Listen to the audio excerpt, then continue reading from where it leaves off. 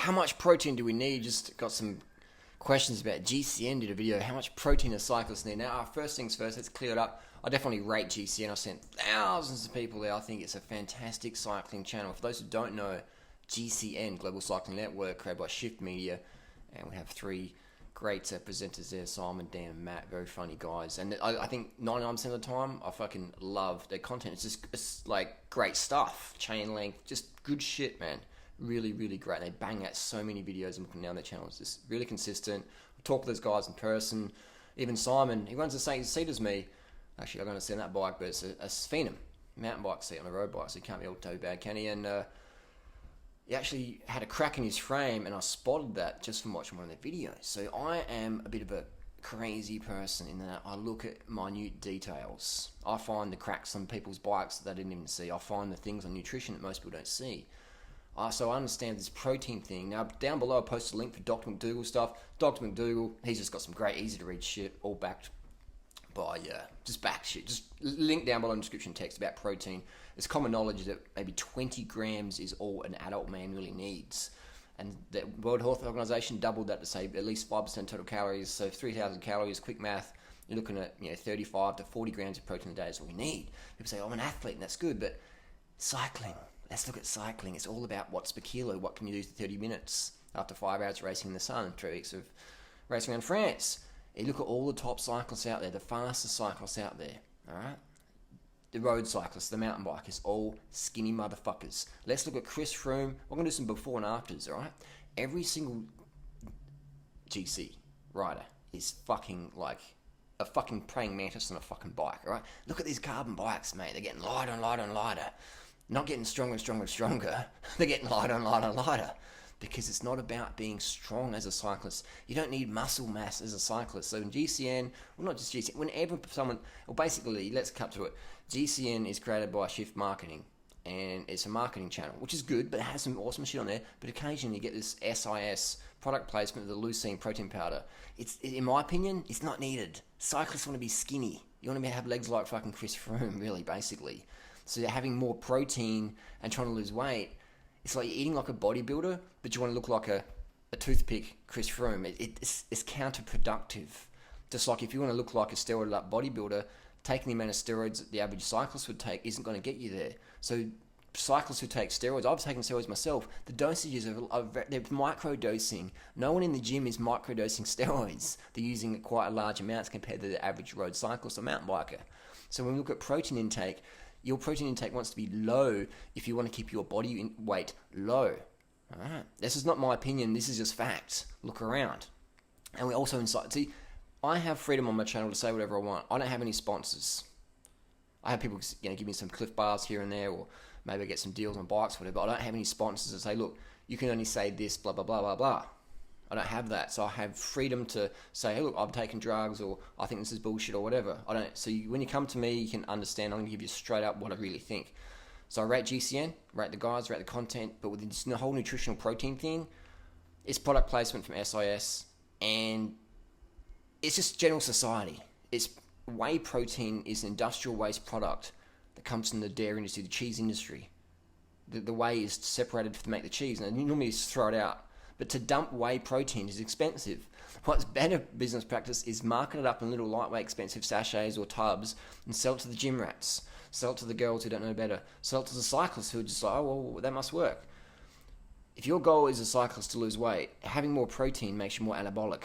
You don't want to do that, okay? You want to be in a catabolic state where you're slimmer down. Okay, so let's cut to the chase, durianrider. Let's look at cyclists before and after.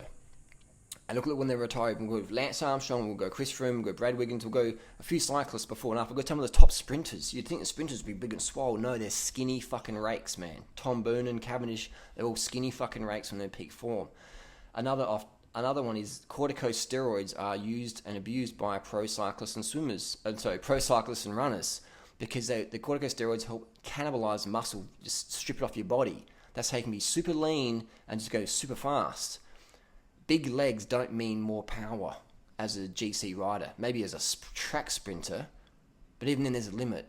You don't want big power. You want sustained watts per kilo, 6 to 7 watts per kilo for 20 minutes and repeat it again and again and again. That doesn't come from being too heavy, because then you have to produce more power, you're burning more glycogen, your endurance goes down. Look at this Steve Abraham guy who's riding around the UK doing a crazy amount of mileage. I couldn't do that mileage on my diet, because look how lean I am. And follow me on Strava. Alright? I don't do fuck all training, but look how lean I am. It's my diet, man. So if I try to do, people say, why don't you try and do the yearly mileage? I physically couldn't do that, because I just get so lean. I'd be like, cars couldn't see me. They think I'm just a seat pole riding a bike. I physically couldn't do it. You have to eat Big Macs. You have to eat bacon and eggs to maintain the fat. The body that's just, like Steve Abraham's still fucking fat. The other guy, Seavog or whatever his name is, obviously on some anabolic steroids. He's a big guy. So that's how hormones affect shit. So you can do the big miles, but if your diet is that bacon, egg, McMuffins or whatever, you're always going to maintain the weight, or be struggling to maintain it. Lean physique, slim physique. You're not going to look like a cyclist if you're eating a standard Aussie diet, standard Western diet. You're not going to. Even if you're doing big miles, you're not going to. So when Lance Armstrong on the Joe Rogan podcast talked about calorie restriction, they have to when you're eating whey protein or all that shit. You have to, because it's tweaking your hormones, it's making you gain a few extra kilos. So for a GC rider, an extra 3 or 4 kilos is catastrophic if it's not contributing to performance. And you don't need big muscles to push 400 watts for 10 minutes or 40 minutes. Look at Chris Froome. All right? You don't need big muscles. So to have extra protein to preserve lean muscle mass, when the top cyclists and runners out there are abusing corticosteroids to slim down, that is just doesn't work. So that's my opinion. I'm not pissed. I don't hate GCM. I rate those guys. I am more pissed at how the marketing, the general society belief system on protein, it's just so wrong. I remember in carbon bikes, you couldn't sell carbon bikes. Giant was like the first company to bring carbon really to the market back in early 1990s. And people were like, carbon, what's plastic? Well, no. And then when Lance Armstrong won the 99 Tour de France on the Trek OCLV, carbon just blew up. Now if you don't ride a carbon bike, people are like, oh, it's not carbon. But before you couldn't even give carbon away almost. So it's amazing the perceptions in cycling, how things, even compact cranks. I always say compact cranks are like, just get stronger, you dumb cunt. You weak pussy, whatever. And now all I ride is compact. I even got a fucking 40 tooth in my bikes on them, you know? I don't leave the door unless it's got a 32 on the back. So it's amazing. Things change in our brains. I used to be slugging down whey shakes and shit. You come to a point where you learn the truth and you understand that authority isn't the truth. Truth becomes the authority. Having whey protein as a cyclist or extra protein, in my opinion, when you're trying to be slim, it defies logic. If you're underweight, for sure. If your BMI is under 19, I wouldn't even say even more protein. Just have more carbohydrate calories. Have more calories overall. Maybe decrease your training. Bottom line. If you have 3 triplets on a bike, they're all weigh 70 kilos. Everything's the same. Their belief system, their bikes, everything's the same. They're riding together in a bunch. Not even a bunch. They're riding side by side. They're going up a 4-hour climb. And one of them, you limit the protein intake during the ride. Nothing's going to happen to him. The other one, you limit sugar intake. He's going to get dropped. The first one, you limit water intake. He's going to get dropped as well. The guy with limited protein is just going to blow past them all. The ones who limit their carbohydrate and water, they're fucked.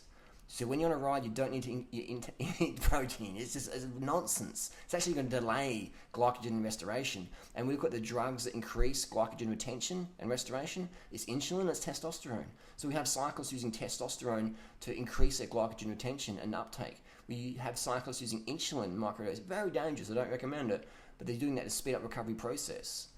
So to get more glycogen into the muscles to recover faster. So in the stage race, boom, you're back ready to roll next day. So limiting your carbohydrate intake is basically like riding your tires at 20 psi. It is the dumbest thing you can do. Limiting water or sugar, carbohydrate intake, is the dumbest thing you can do. And then trying to increase protein, it is just like, it basically is like putting your back wheel on your front wheel and vice versa. It's like putting your pedals cross-threaded. It's like riding with a fucking no seat. It doesn't make any sense. But if someone with a position of power, whatever, says it, noobs are going to try it. They're going to try it. That's just what, everyone does that. Right? So it's a big mistake. If in doubt, increase protein if you want to gain weight. If you want to be over 100 kilos, eat as much protein as you can. If you want to be more lean, then eat like a fucking Kenyan. End of the day, eat like a fucking Kenyan. Who's a Kenyan cyclist? Chris Froome. Look at the average Kenyan. Corn, rice, sugar, bananas. Lean as fuck. Bring them to Australia. Bring Kenyans to Australia. Put them on the Aussie diet. More dairy, more meat, more cheese, more protein shakes. They blow up like fat Aussies. It's not your genetics, it's your fucking diet.